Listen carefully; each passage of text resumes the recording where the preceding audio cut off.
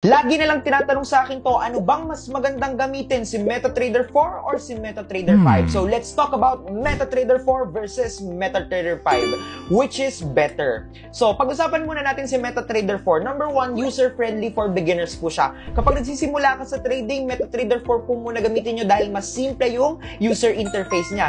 Then you can create custom indicators. So pwede kang gumawa din, mag-invento ng indicators dito. Which is, kung makakapag-invento ka, gumawa ka ng custom mo, pwede mo siyang i-install sa MetaTrader 4. Then, meron siyang strong support to EA. So, suportado ng MetaTrader 4 yung mga expert advisors. So, kung gusto mong mag-create ng sarili mong robot, pwede mong gamitin si MetaTrader 4. Then, yun nga lang, ang downside niya, meron siyang limited CFD and focused lang siya sa Forex. Ibig sabihin ng limited CFD, Forex lang yung mga asset na pwede mong i-trade kay MetaTrader 4, kukonti lang yung mga oil, yung mga crypto, yung mga stocks, kasi na kay MetaTrader 5 naman siya. And then, single thread backtesting po dito. Unlike ka MetaTrader 5, mas maraming strategy yung kaya mong i-backtest sa iisang platform. Kay MetaTrader 4 po ay single strategy lang yung pwede mong i-backtest at a time. Then, si MetaTrader 5 naman, more advanced trading tools po siya. So, pagdating sa user interface na kasi, almost same lang naman si 4 and si 5. Si MetaTrader 5, mas advanced lang yung mga tools niya.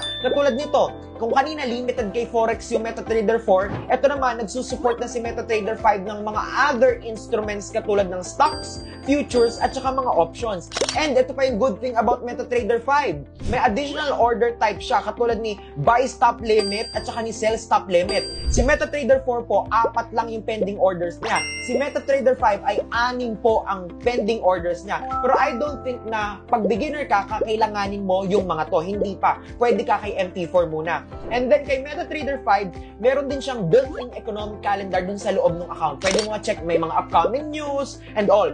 And then ito pa, yung katulad na banggit ko, meron siyang multi-thread backtesting. So pwede kang mag-backtest ng multiple strategies in one PC, in one MetaTrader. Yun, si MetaTrader 5.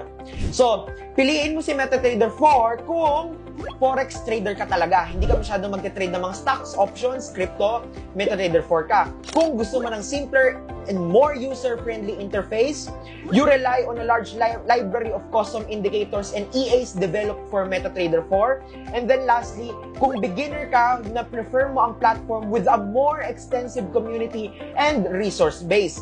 While si MT5 naman po, piliin nyo kung you trade variety of instruments beyond Forex. Kung mahilig ka sa stocks, sa crypto, sa options, sa other future assets, kailangan mo ng advanced trading tools and complex order types, katulad na bangit ko kanina. And then gusto mo ng faster and more sophisticated backtesting capabilities, you go with MT5.